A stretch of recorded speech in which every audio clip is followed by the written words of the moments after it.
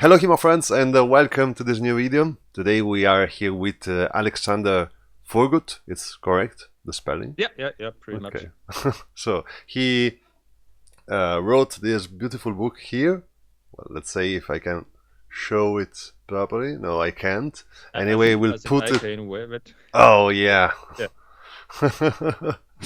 So, and it's a very beautiful book actually about the Schielhau. It's all about the Schielhau, right? Absolutely. And I was like pretty surprised by the fact that it's about a single technique, fun enough. And it's, I would say, the first book ever I have seen about a single technique. So yeah, I think it is. Yeah. Do you want to present it to our friends? Yeah. So basically, I was thinking a bit about a shorter book when I started it, and one thing I find a bit irritating about many modern HEMA books is that if you try to cover a whole system like Lichtenauer Fiore or whatever, and you write a book about it, like even if you go to like 200, 300, 400 pages, you're still kind of only scratching the surface. You're more going into more detail than the original source, maybe. But I was thinking, hey, there's so much more stuff you can talk about, because even if you know how to do a technique, there are many reasons why it might not work, like body structure, but also the tactical and tactical and the strategical situation. And I thought, what is if I just pick one little part of the system and then I go really deep, go really into all the details and write about this? And initially I thought, yeah, maybe I'd do like a 50-page ebook on Amazon. It kind of escalated from there, and I nearly at 200 pages now. So, yeah. Yeah, I have seen like actually as I was like talking with you some a minute ago, and I wasn't I didn't know what to expect from this book, and when I received it, I was pretty surprised because like I had. You told me it's only it's about a single technique, Yeah.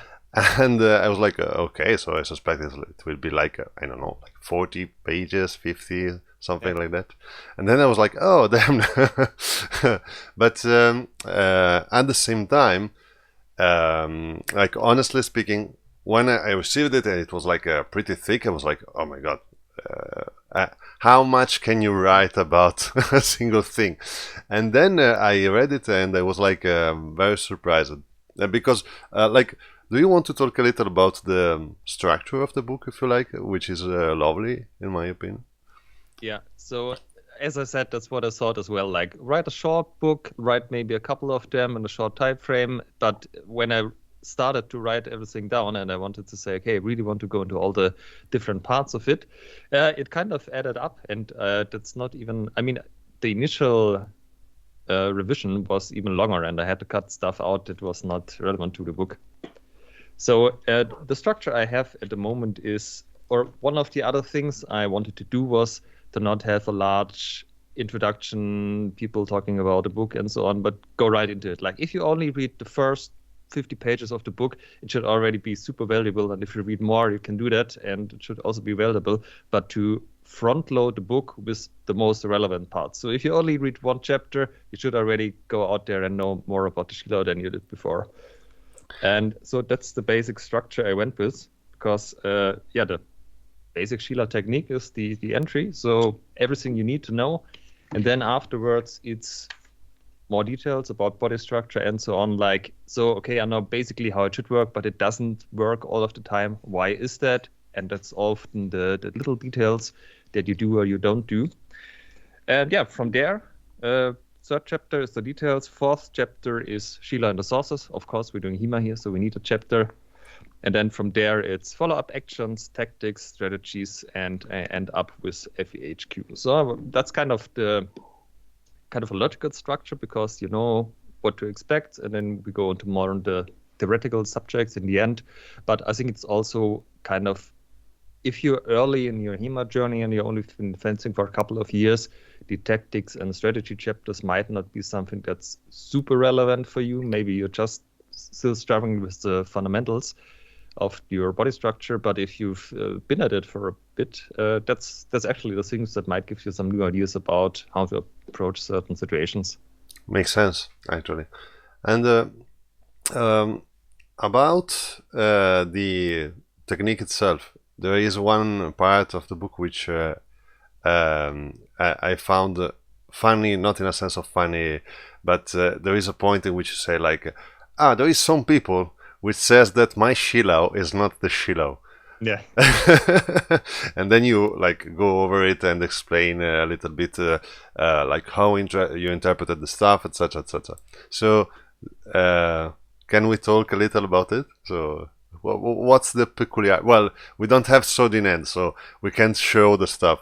But what's the peculiar view you have on the Schielhau, or what's the thing that people, generally speaking, I don't say criticize, but they say, oh, it's not properly the Schielhau, but yeah, I mean, in general, I put this in because when I thought about writing the book, if you write about all the techniques and people disagree with one or two of them, they can still enjoy the rest of the book. But if you're reading a book about one single technique and you think all the time, this is not a Schielhau, this is not a Schielhau, you're not open to learning and to getting the most out of it. And I think this happens in real life discussions as well. Like if you're using the same term for something different, I'm already in the defense mode. I'm trying to convince you what you're doing is wrong and so on. And I think oftentimes this is kind of holding us back, because at some point it would be more interesting to say, okay, but why are you doing things a certain way? Doesn't matter what you call it. So I knew I needed to somehow mitigate that and not let that stop people from reading the book. And yeah, so I thought, yeah, how do I do it? And in the end, I decided, you know what? You don't have to agree with me. I think it's a Schielhau. Here are my arguments why I believe it to be a Schielhau. But you can disagree. Call it whatever you want. You still get a book about a lot of interesting things, whatever you call this technique.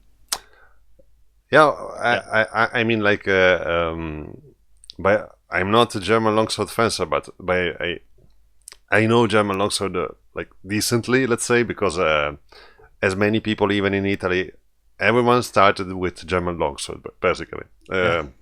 At least the majority of people which started HEMA back in the days when I started, like 14, 15 years ago, everyone was doing German longsword. And so I retained some knowledge, and then, of course, I expanded it over the years. So by even just remembering the gloss, then, of course, I read it again while reading your book. I was like, how can criticize the thing? I mean, like, it follows what the book says. So yeah. But I understand that there is always someone out there which has a slightly different, tiny little bit view. I mean, one of the things was when, like, if I want to write about one technique, which one do I pick? And the master strikes make sense because they are an important part of the system. And I thought, okay, most people have a pretty okay Dreier. Like, they're not that huge of a difference between the different people doing different Dreiers. So, yeah, people are doing it better. Some are better than others, but basically it looks kind of similar. But at least in the circles I was in, the Schielhau was one of the techniques where everyone was still doing it completely differently, and where I felt like many of the interpretations were not that good. Of course, I started writing the book like 3.5 years ago, because those things take time. And I've since learned that the international community, especially the people in Finland, I think about Rolatella and also the Czechs and so on, have adopted the Schielhau and use it more now. But back when I started, it felt like no one really did it. Not a huge amount of the community. Everyone had different opinions, and it felt to be the most valuable point where you can say, okay, I think I know a bit more about this than the average practitioner. Mm-hmm. I'll write it down. I get it started, and you don't have to follow my reasoning. But maybe that's something where there's actually value in it, besides telling people how to do it, how did they know already. It makes a lot of sense. Like, I think you did your choice was probably the best one. Of course, I don't know how to strike in any other way which isn't offendente. So they are all weird for me. No, but jokes aside, I really enjoyed it. And actually, funny enough, when I was reading your book, I was working since a few weeks slash a month on an interpretation, which it doesn't it's not related to German longsword. Funny enough, it's something which is on Fiore. It's not precisely what you show, but it fits certain things, and you actually made me reason on the subject in a slightly different way. So it was also useful for me, even not doing the same thing. Funny enough, Yeah. so it was. I mean, I cool. wanted to ask anyway, as you're doing mostly Fiore, was it difficult to read the book? Was it all right? Did it make sense, or was this back to the roots when you started out, as you said, with German longsword? Well, actually, I would say, for me, it was, I would say, relatively easy, honestly. But I suspect that if someone only reads and practices a certain tradition, maybe it will be slightly harder. With my background, and because generally speaking, besides being an Italian fencer, in a sense, well, in both senses actually, funny enough, I am also into German longsword, because I am a longsword nerd, so I basically try to read everything about the longs. I want to do the longsword, and so yeah, it was relatively easy, I would say. I suspect that the part which we can say it was more, I don't say complex, but it was the most interesting, because it was applying. Then I tried, of course, to apply your Schielhau, and it was actually about the technique itself. It was the part about tactics and strategy was more into what I already do. So it was not necessarily the strategic part in which you describe archetypes, etc. Because of course our archetypes that you organized in a sense of you put there your view of the various fencers and created different archetypes so that people can relate to them. And of course I have different everyone has different ways and different archetypes, I will say. So but besides that, every time you represented an archetype and you gave your idea on how to deal with them, I was like, oh yeah, I agree with you. So it was lovely, actually. So yeah, I will say that about the book, we have said everything. You want to add something? So something that people ask me when they read the book and they liked it is are you going to do this for all the other master cuts and for the other techniques? Mm-hmm. And one thing I can say is, unless this book actually sells some copies and people buy it, I will not do any more books. If it sells well, I might think about it. So get on it. You can get it at Amazon. The Schielhau in Detail, or Der Schielhau in Detail, if you know in German. And I would be happy if you let me know what to think about it. Which is a very good book, by the way, and I advise you to buy it too, especially if you love longsword fencing, of course. That's very nice of you to say. You're welcome. But because it's the truth. So, and that's... oh, sorry. That was one of the things, as you said, I'm probably the first one who did it for HEMA, one book about one technique.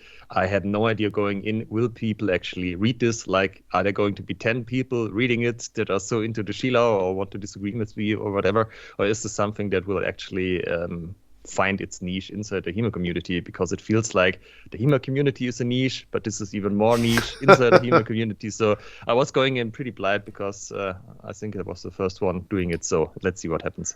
Well, actually, I really like the fact that you made it because I hope that in the future we will see, like, I have this idea that we are kind of entering in some kind of new age of HEMA or whatever. Uh, it's more a sensation than whatever. It's not that I have the proof that it's happening, but because I am seeing a lot of things happening at the same time. And for instance, your book is one of them. I have this idea, and so I hope that more people will make different books, even like focusing on certain aspects, such as, for instance, a single technique or anything else. Like I would love to read a book on psychology or whatever. Maybe someone which is into psychology because of their studies or the work or whatever can do it. And I would like to see other books like on other weapons, such as the one you did, focusing on maybe a single technique or a bunch of techniques which are organic together. I suspect that the fact that you published the book is also encouraging for other people to publish similar stuff, and you actually had a very nice idea, which I really like. Yeah, I mean, I sure hope so, because now we're at a good time for this, because there are people who have been at it long enough that they have built up quite a high skill level, but also the overall skill level in the community has reached a certain point where you actually like it's not everything is changing every 2 years or something, but still you have people who have reached a good level for now. And I think it's a shame that many of them are leaving the HEMA community in the last couple of years, also of course due to COVID. And a lot of knowledge is getting lost. That would have been nice if someone sat down, wrote a book about it, and then left, or not left at all. Yeah. I understand. What's your experience like moving away from the book? What's your experience in terms of like fencing? Like, do you mainly train and spar? You also participate a lot in tournaments or not? What's your opinion of the various environments in which you can apply fencing? Like, yeah, I mean, so I used to do pretty much mostly or nearly exclusively long sport. I just dabbled on some things on the side, a workshop here and there for the first 10, 11 years when I did HEMA. And for the last 3.5 years, I started to do a rapier mainly. Mm-hmm. Which is quite interesting on its own. So, of course, there are a lot of stuff that is comparable and transferable from longsword to rapier, but there's a lot of things that are unique to it. Mm-hmm. Just the whole offhand thing and whatever you can use there. And I used to do a lot of tournaments. Like I think in 2019 was probably my busiest year. I was flying all around. I was in Minsk, for example. I think he was probably also there. Don't think we spoke, but yeah.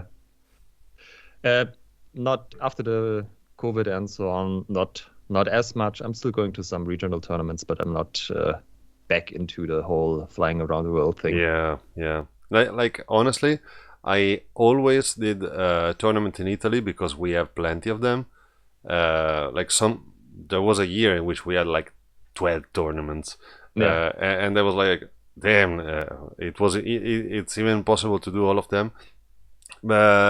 But also traveling around for tournaments, as much as I like the idea, and I want to do a couple of them in the future outside of Italy, but traveling with everything, your sword, and with always the chance, and with the chance that you may lose everything. Because they lose every time I travel with my equipment, I'm like, oh my god, please, I hope that I will not lose my luggage. Yeah, I mean, the first time we flew to Swordfish back in the day, we arrived 2 days earlier because we wanted to take a look around Stockholm, Göteborg. And yeah, they lost our stuff. So we were there, our bags were not there. And it was unclear, will they get there in time or not? And eventually some men showed up. And they were like, yeah, this is your bag. This is your bag. Also, we have 5 other bags. Like, can you take them with us? Dude, this is a 300 people event. We cannot just take some random bags with us. But yeah, they said they will be here. Can't you just take them? and they wanted to just hand us the bag. No, no, you have to do this yourself. Talk with the people. What a weird story. Like there is a guy which says, "Oh, take also this one with me, so that they don't have." Yeah, I mean, we could just have get 3 additional bags of HEMA equipment for free. No. My God, that's why like why I'm always scared, because every time I talk with someone which practice HEMA since years and years, they always have a story about losing a luggage, and you are the next one. Like, Yeah. yeah. And we talked to some people because it was the first international event where we flew to and not just drove with the car. And the Dutch guys were, oh, did you switch in Amsterdam? Oh, yeah, Amsterdam always loses your shit. That's not very encouraging to coming back. No. Well, very good. So, Alexander, thank you very much for being here and presenting your book. I really enjoyed chatting with you. Maybe we can have another chat in the future. Who knows? Yeah, thank you very much for having me. And of course, we can. Of course. Very good. Very good. So, well, thank you, people, for watching us, and see you next time. I'm.